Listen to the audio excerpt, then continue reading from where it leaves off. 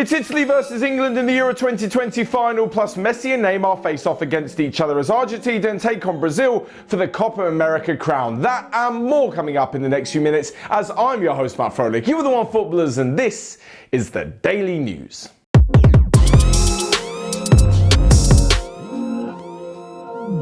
First up, and it's to Wembley Stadium for the final of Euro 2020 as England, playing the villain in this year's competition, take on the Italian side who, let's be honest, have been the best team over the last few weeks. Having said that, this is football and I didn't expect the Czech Republic to beat Netherlands a few games ago, and that happened, so what do I know? The fact that Italy have done so well in this tournament is in stark contrast to what happened in 2018 when they didn't even make the World Cup, but since then Roberto Mancini's side have been on fire. They've gone unbeaten in the competition. In fact, they're unbeaten in their last 33 international matches. They beat top of the FIFA rankings Belgium to make it this far. They also went past Spain on penalties. They've won every single game this tournament. They've been so good, and they've also made their 10th major final with Sunday's game. In fact, this is their 4th major final in the European Championship alone.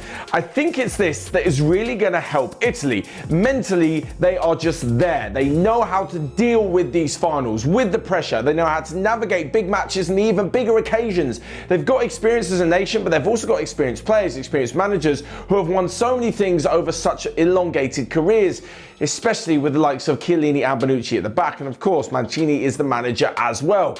It may just give them this mental edge before they even walk out onto the pitch over an England side who are very inexperienced when it comes to this level of competition. In fact, this is the first final for the Three Lions since they won the World Cup in 1966. Gareth Southgate's men, though, may look to this as a bit of a positive. He's been saying that this is the chance for this squad to write their own history and not be so burdened by the past. Maybe their fearlessness and their lack of worry about what went on before for England may help them in the final to be a bit more braver and to go out and attack the Italians. Of course, this is a chance for England to gain a little bit of revenge after Italy knocked them out on penalties in Euro 2012 and then beat them in the group stage of the World Cup in 2014. Throughout the tournament, England have done very well defensively, and it's not necessarily something you'd associate with the side. In fact, that Mikael Damsgaard wonder free kick was the first goal that they conceded in Euro 2020.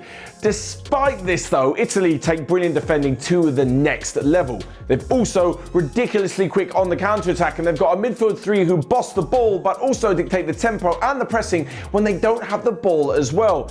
Italy, basically, when you look at each position on the pitch, defence, midfield, attack, are just a bit stronger than England. But, like I mentioned before, it's a game of football and absolutely anything can happen. Despite this though, when it comes to making my match prediction, and I want to be positive for England and hope that they'll be able to bring it home, I still think that Italy are just going to do it. It's going to be a 1-0 victory for the Italians, and it's going to seal another title.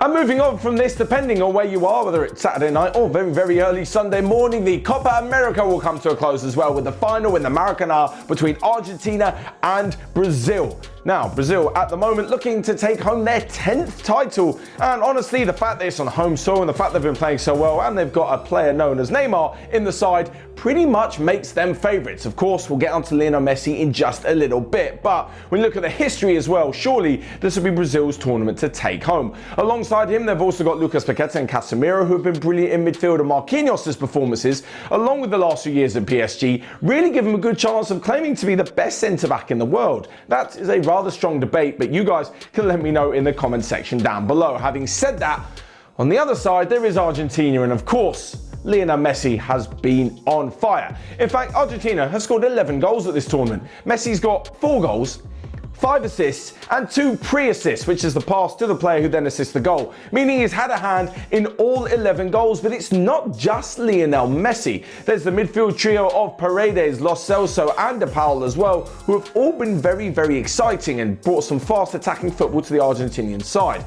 The slight problem that we have when it comes to the tactics of the game is that they don't have a natural man marker or defensive midfielder. Paredes has been filling in that role, but he's no Mascherano, for example. That may mean it'll be a little tricky to pin down Neymar and to keep a close eye on him, but if they do approach the Argentinian goal, they will find a goalkeeper in fantastic form. Emi Martinez is the semi-final hero after saving 3 penalties against Colombia, and in fact, he's the 8th goalkeeper that's been tried out in goal for Argentina since the 2018 World Cup. And finally, it looks like they found their man to keep between the sticks.